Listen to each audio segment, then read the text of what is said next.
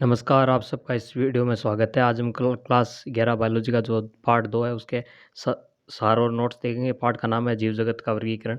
Part का सार और जो नोट्स होते हैं उसमें थोड़ा-सा अंतर होता है। पार्ट का सार वैसे हम एक पेज में बता सकते हैं पार्ट क्या कहता है।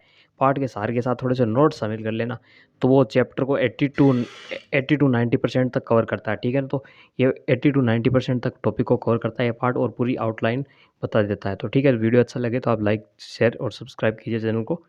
तो सबसे पहले बात करते हैं जैविक वर्गीकरण है ना, बायोलॉजिकल क्लासिफिकेशन क्या होता है उसकी डेफिनेशन देखते हैं। तो जैविक वर्गीकरण जीवों को जीव जीव में शामिल हो जाते हैं पौधे और जंतु, सारे जीव, ठीक है ना? उनकी समानता और असमानताओं के आधार पर समूह और उपसमूह में ग्रुप एंड सब ग्रुप में व्यवस्थित किया जाता है, अरेंज किया जाता है और समूहों को श्रेणियों के पदानुक्रम में रखने की वैज्ञानिक प्रक्रिया है ना, ये है जैविक वर्गीकरण की परिभाषा। जिसके अंदर क्या शामिल है, जीवों के उनको समानता और असमानताओं के आधार पर समूह या उपसमूह में रखना, व्यवस्थित करना और समूह को आगे श्रेणियों के पदानुक्रम में रखना, ठीक है ना? तो इसमें ये होता है जैविक वर्गीकरण। आगे बात करते हैं वर्गीकरण का महत्व क्या है।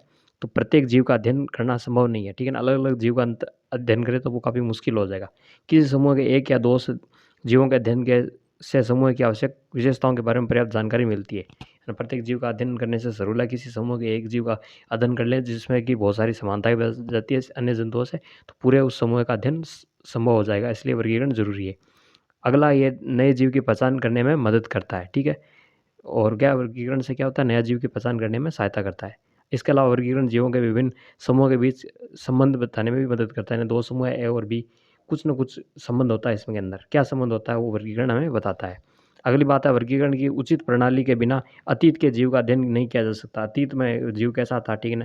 आज से हज़ारों साल पहले जीव कैसा था, अब कैसा है, वर्तमान में, भविष्य में कैसा होगा, ये सब क्या है, वर्गीकरण द्वारा ही संभव है। आगे वर्गीकरण कितने प्रकार का होता है? तो ये कुछ 2-3 प्रकार का होता है, जैसे वर्गीकरण की कृत्रिम प्रणाली, प्राकृतिक प्रणाली और फाइलोजेनेटिक प्रणाली। ये 3 तरह का वर्गीकरण होता है, ठीक है? आगे बात करते हैं वर्गीकरण की कृत्रिम प्रणाली क्या है? कृत्रिम प्रणाली समूहीकरण के लिए केवल 1 या 2 रूपात्मक लक्षणों है ना, जो बाहर से दिख रहे हैं 2 लक्षण, उनको लेकर जीव का उपयोग किया जाता है। फूल वाले और बिना फूल वाले पौधे, एनीमा और एनाइमा, अरस्तु का वर्गीकरण। ठीक है? जैसे एनाइमा, एनीमा जंतुओं में अरस्तु को ने बाँट दिया, फूल वाले, बिना फूल वाले एक वर्गीकरण हो गए ना। बाहर से देखकर आप जीव-जंतुओं का वर्गीकरण करते हैं, वो कृत्रिम प्रणाली है। आगे बात करते हैं, दूसरा वर्गीकरण की प्राकृतिक प्रणाली। इसके अंदर क्या होता है, कई तुलनीय अध्ययन को ध्यान में रखा जाता है ना, बहुत सारे जंतु होते हैं, उनकी एकदम कंपैरिज़न करके लक्षण, ताकि प्राकृतिक समानताएँ और असमानताएँ सामने आ सके। इसलिए जीवों के बीच प्राकृतिक संबंध सामने आ सके, है ना? कि बहुत सारे लक्षण लेकर समानता और असमानताओं का अध्ययन किया जा सकता है। प्राकृतिक संबंध सामने आ सके। बेंथम और हुकर का वर्गीकरण है, वो क्या है? प्राकृतिक वर्गीकरण है, ठीक है? अगला है फाइलोजेनेटिक।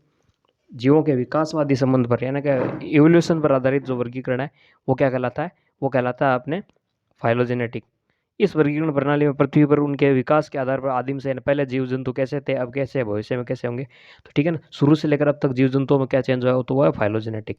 इसके उदाहरण है एंगलर और प्रेंटल का वर्गीकरण और हचिंसन का वर्गीकरण।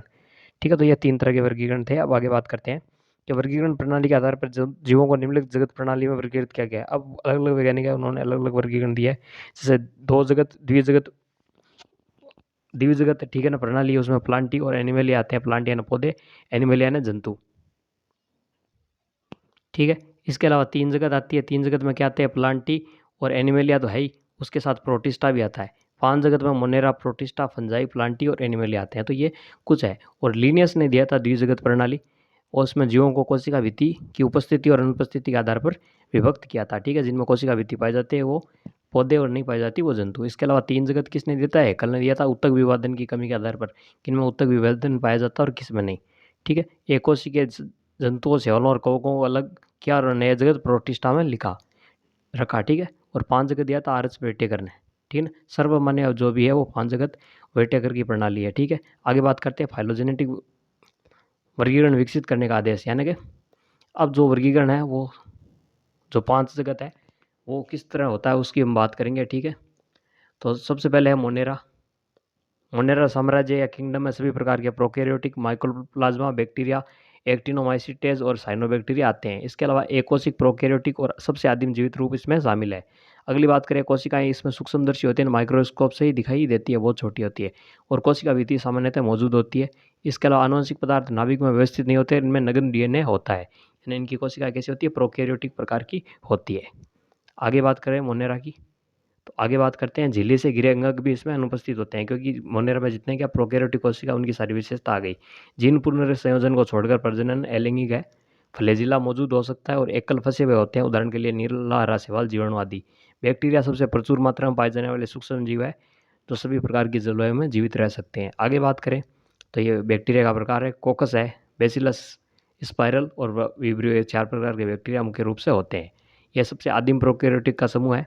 जो नमकीन क्षेत्र हेलोफाइल प्रो बैक्टीरिया या प्रो मोनेरा थे, उनकी बात करें सबसे पहले, ठीक है। जो आदिम प्रकार के थे उन प्रोकैरियोटिक की बात की है। जो नमकीन क्षेत्र हेलोफाइल, गर्म झरने जैसी और दलदली क्षेत्र यानी मेथेनोजन, गर्म झरने यानी थर्मोएसिडोफाइल आदि में प्रतिकूल परिस्थितियों में रहते हैं।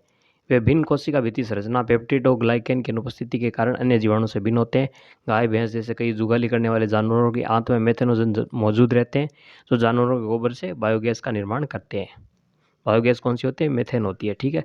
आगे बात करते हैं यू बैक्टीरिया की। ये क्या सच्चे बैक्टीरिया या ट्रू बैक्टीरिया कहते हैं, सत्य बैक्टीरिया।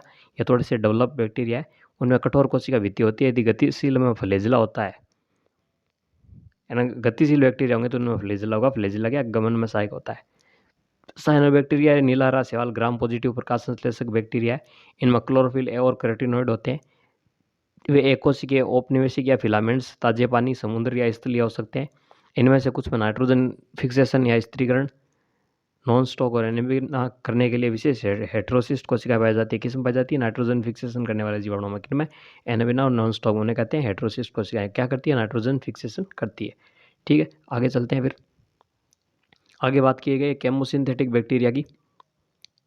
ये ऊर्जा उत्पन्न करने के लिए नाइट्रेट, नाइट्राइट, अमोनिया आदि जैसे कार्बनिक पदार्थों का ऑक्सीकरण करते हैं और नाइट्रोजन, फास्फोरस, सल्फर आदि के पुनर्चक्रण में रिसाइक्लिंग में मदद करते हैं। अगले हेट्रोट्रोफिक बैक्टीरिया सबसे प्रचुर मात्रा में होते हैं और डिकपोंजर के रूप में कार्य करते हैं। ये दही उत्पादन, एंटीबायोटिक तथा फलीदार पौधों में नाइट्रोजन स्थिरीकरण करने में सहायक होते हैं। इनमें से कुछ रोगजनक होते हैं और हैजा, टाइफाइड, टिटनेस, साइट्रस, कैंकर जैसी बीमारियों का कारण भी होते हैं। आगे बात करते हैं माइकोप्लाज्मा की। तो ये सबसे सरल मुक्त जीवित प्रोकैरियोटिक है। इन्हें पीपीएलओ, प्लोरोनिमोनिया जैसे जीव के नाम से जाना जाता है। इसमें कोशिका भित्ति का अभाव होता है, सबसे छोटे होते हैं, इनमें कोशिका भित्ति नहीं पाई जाती, ठीक है। और ये पीपीएलओ भी इन्हें कहते हैं। और ये ऑक्सीजन के बिना भी जीवित रह सकते हैं। ये पौधे और जानवरों में रोग उत्पन्न करते हैं। आगे बात करते हैं माइकोप्लाज्मा के बाद में वो आते हैं प्रोटिस्टा की बात करते हैं। ये जितने भी थे अब तक हमने मोनेरा पढ़े। मोनेरा के बाद आते हैं किंगडम प्रोटिस्टा। 5 थे, Monera, protista, fungi, Plantae, animalia, ठीक है। इसके अलावा वायरस है, वायरोइड है, उनको अलग से रखा गया है इस चैप्टर में। प्रोटिस्टा किंगडम में क्या होता है? क्राइसोफाइट, डाइनोफ्लेगलेट्स, यूग्लेनोइड, स्लाइमोल्ड और प्रोटोजोआ शामिल होते हैं। तो इसमें सबसे पहले इनके लक्षण देख लेते हैं। इन सब में क्या होता है? एकोसिक और कॉलोनियल यूकैरियोटिक शामिल है। यानी एकोसिक यूकैरियोटिक होते हैं और ये कैसे होते हैं? कॉलोनियल होते हैं। इनमें से अधिकांश जलीय पलवक बनाते हैं। पोषण का तरीका प्रकाश संश्लेषक, मृतोपजीवी, परजीवी या होलोजोइक हो सकता है। फ्लैजिला यदि मौजूद होते हैं तो ट्यूबुलेंस अपनी सूक्ष्म नलिकाओं 9+2 की व्यवस्था में होते हैं, 11 होते हैं, ठीक है। और आनुवंशिक सामग्री में 2 या अधिक डीएनए अणु मौजूद रहते हैं, ठीक है। ये थे प्रोटिस्टा के लक्षण। आगे बात करते हैं इनमें ताज़ा पानी के साथ साथ समुद्र में पाए जाने वाले डायटम और सुनहरे शैवाल भी शामिल है। डायटम में कोशिका भित्ति में 2 पतली अतिव्यापी कोशिकाएं बनाती है जो साबुन के डिब्बे की तरह एक साथ फिट होती है। सीलियसिस अविनाशी कोशिका भित्ति जल भंडारों के तल पर ढेर हो जाती है और बड़े ढेर का निर्माण करती है, जिसे डाइटोमेसियसिस पृथ्वी कहा जाता है। 100 मीटर तक फैला हो सकता है। इसका उपयोग पॉलिशिंग, तेल, सिरप आदि के लिए किया जाता है। सिरप को छानने के लिए किया जाता है। महासागरों के मुख्य उत्पादक है। आगे बात करते हैं डाइनोफ्लैजिलेट की। ये मूल रूप से एकोशिकीय गतिशील द्विफ्लैजिलेट और प्रकाश संश्लेषक प्रोटिस्ट है। यानी डाइनो यानी 2 फ्लैजिलेट हैं, 2 फ्लैजिला युक्त जीव होंगे। फ्लैजिला क्या? फ्लैजिला एक संरचना है जो गमन में सहायक होते हैं। एक तो होता है सीलिया जैसे एक जंतु है, ठीक है ना। इसके बहुत सारे छोटे छोटे रोम होते हैं पूरे शरीर में, तो उन्हें कहते हैं सीलिया। 1 या 2 रोम होते हैं ऐसे बड़े बड़े, तो उन्हें कहते हैं फ्लैजिला, ठीक है। मुख्य रंग इसका क्या होता है? सुनहरा भूरा होता है, लेकिन पीला, हरा, लाल, यहाँ तक कि नीला रंग भी मौजूद होता है, लेकिन मुख्य वर्ण कौन सा होता है? सुनहरा भूरा। कुछ डाइनोफ्लैजिलेट जैसे कि जिम्नोडियम और गेनुलेक्स समुद्र में बड़ी संख्या में उगते हैं। पानी में लाल रंग दिखाते हैं ना, ठीक है। क्या जहाँ पर ये मौजूद होते हैं पानी लाल रंग का हो जाता है, तथाकथित इसे क्या कहते हैं? लाल जवर या लाल तरंग का कारण बनते हैं। तो पूछ लिया कि समुद्री लाल तरंग का कारण क्या? तो ये जीव है डाइनोफ्लैजिलेट जैसे कि जिम्नोडियम और गेनुलेक्स। समुद्र में जब बड़ी संख्या में उड़ते हैं तब पानी का रंग लाल हो जाता है, लाल तरंग, इसी को कहते हैं लाल तरंग, ठीक है। आगे बात करते हैं यूग्लिनॉइड। ये एकोशिका या कशेरुकिका के समान युग्लिना होते हैं, जिनमें कोशिका भित्ति के स्थान पर पेलिकल होता है और इसका शरीर को लचीला बनाता है। यानी इसमें कोशिका भित्ति नहीं होती, क्यों क्या होता है, पेलिकल होता है। वो क्या करता है, इसके शरीर को लचीला बनाता है। आगे बात करते हैं, इसमें दो कशाभिकाएं होती हैं, एक छोटी और दूसरी बड़ी, यानी दो फ्लैजिला होते हैं, एक बड़ा और एक छोटा। ये सूर्य के प्रकाश की उपस्थिति में प्रकाश संश्लेषक होते हैं। सूर्य के प्रकाश जब नहीं मिलता तो ये शिकारी के रूप में कार्य करते हैं ना। क्या इनमें क्या होता है, क्लोरोफिल होता है। तो क्लोरोफिल अगर सूर्य प्रकाश होता तो ये स्वपोषी का काम करते हैं, नहीं होता तो ये विषमपोषी का काम करते हैं। ठीक है, तो ये इसका उदाहरण हो गया यूग्लिनोइड का यूग्लिना। आगे बात करते हैं औपंग कवक यानी स्लाइमोड्स की। ये सेप्रोफिटिक प्रोटिस्ट है और सड़ती टहनी और पत्तियों को खाते हैं। अनुकूल परिस्थितियों में प्लाज्मोडियम बनाते हैं, ये कई फीट लंबा होता है।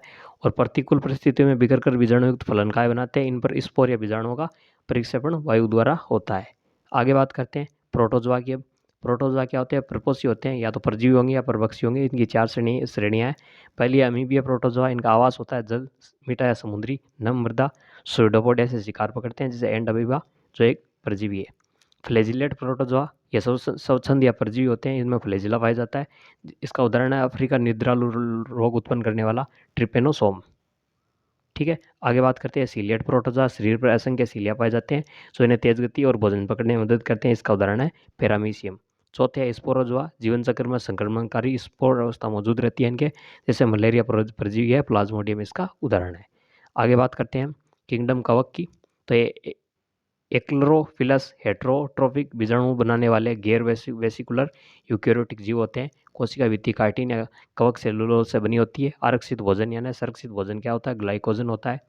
ठीक है, आगे बात करते हैं इनके अंदर कि पोषण का तरीका मृतोपजीवी, परजीवी या सहजीवी है। प्रजनन इनमें कायिक हो सकता है, जैसे विकिरण, मुकुलन, एलिंगिक हो सकता है कोनिडिया द्वारा, स्पोर्स, स्पेरेंजियोस्पोर्स या जूस्पोर द्वारा, या ओप्लेनोस्पोर, एस्कोकार, बेसिडियोस्पोर, ये क्या लैंगिक प्रजनन हो सकता है। तो ये ओस्पोर, एस्को का स्पोर और बेसिडियोस्पोर क्या है, लैंगिक जनन का तरीका। एलिंगिक का क्या है, कोनिडिया, स्पेरेंजियो स्पोर और जू स्पोर है एलिंगिक का, और कायिक है विखंडन और मुकुलन प्रकार का, ये इनमें जनन पाया जाता है। लैंगिक जनन में 3 इसमें चरण शामिल होते हैं। एक होती है प्लाज्मोगेमी। प्लाज्मोगेमी में क्या होता है, नर और मादा युग्मक इसमें मिलते हैं। कैरियोगमी, 2 नाभिकों का संलयन होता है। युग्मनज में तीसरी अवस्था में क्या होता है, असूत्री विभाजन से अगुणित बीजाणु उत्पन्न होते हैं। ठीक है, ये 3 अवस्थाएं होती है, आपको पता होना चाहिए। आगे बात करते हैं इनके वर्ग कौन कौन से हैं। पहला वर्ग है फाइकोमाइसिट्स या फाइकोमाइसिटीज। ठीक है, ये जलीय आवास में नमी युक्त स्थानों पर सड़ती लकड़ी पर पाए जाते हैं। माइसेलियम एसेप्टेट और कोएनोसाइटिक होता है। जूस्पोर गतिशील या एप्लोनोस्पोर गैर गतिशील द्वारा अलैंगिक जनन करते हैं। जूस्पोर क्या गतिशील होते हैं, जबकि एप्लोनोस्पोर क्या अगतिशील होते हैं, उनमें द्वारा अलैंगिक जनन होता है। इनके उदाहरण है मयूकर, राइजोपस और एल्बुगो। अगला वर्ग बात करते हैं एस्कोमाइसिटी, जिन्हें थैलेकॉक भी कहते हैं। ये क्या होते हैं, मृतोपजीवी होते हैं।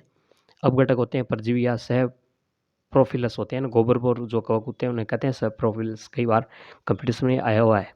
माइसिलियम साकित, माइसिलियम कैसी होती है, साकित होती है। और सेप्टेट और अलैंगिक बीजाणु कोनिडिया होता है।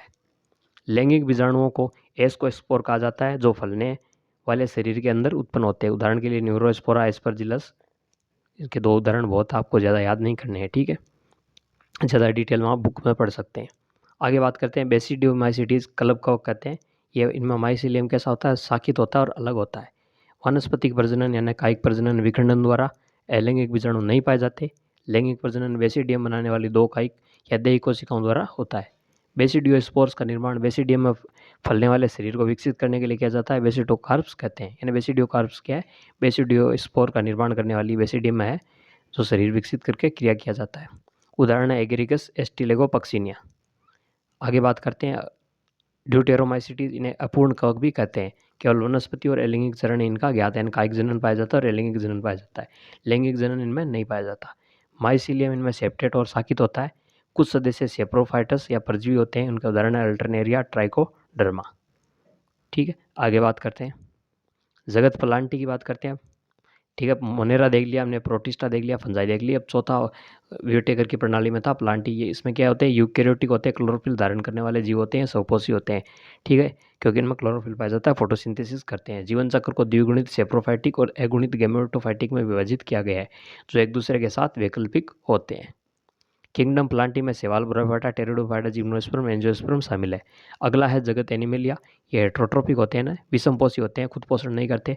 यूकेरियोटिक जीव है जो बहुकोषीय होते हैं और कोशिका भित्ति में कोशिका में कोशिका भित्ति यानी सेल वॉल नहीं पाई जाती, जबकि प्लांटी में पाई जाती है। पोषण का तरीका होलोजैविक होता है। और आरक्षित भोजन क्या होता है? ग्लाइकोजन या वसा है। आरक्षित या संरक्षित भोजन, शरीर में संरक्षित भोजन। लैंगिक प्रजनन नर और मादा के बीच मैथुन द्वारा होता है, जिसके बाद भ्रूण का विकास होता है। आगे बात करते हैं, आगे वायरस, वायरॉइड्स और लाइकेन की। वर्गीकरण की 5 जगत प्रणाली में वायरस, वायरॉइड और लाइकेन को शामिल नहीं किया गया। इस किताब के अंदर एनसीईआरटी में इनको अलग से दिया गया है। वायरस क्या है? वायरस है गैर सेलुलर है, एकोशिकीय जीव है जिनमें जीवित के बाहर निष्क्रिय क्रिस्टलन संरचना होती है। जब वे जीवित कोशिका में प्रवेश करते हैं तो स्वयं को द्वारा इन्हें अपनी फोटोकॉपी बनाते हैं के लिए जीवित कोशिका की मशीनरी पर कब्जा कर लेते हैं ना, एकदम अपनी कॉपी बनाने लगते हैं जीवित जीव में, जबकि बाहर उनकी संरचना कैसी होती है? निष्क्रिय क्रिस्टलीय रूप में होती है। इसलिए वायरस को क्या कहते हैं? सजीव और निर्जीव के बीच की योजक कड़ी। डीजे इवानोव्स्की ने कुछ रोगाणुओं को तंबाकू के मोज़ेक रोग के कारक के रूप में पहचाना था। ठीक है। प्रोटीन के अलावा वायरस में एक आनुवंशिक सामग्री भी होती है जो डीएनए या आरएनए हो सकता है। सामान्य तौर पर जो पौधों को संक्रमित करने वाले वायरस में एकल फंसे हुए आरएनए होते हैं, और जानवरों को संक्रमित करने वाले वायरस में दोहरे फंसे डीएनए होते हैं, डबल स्टैंडर्ड डीएनए।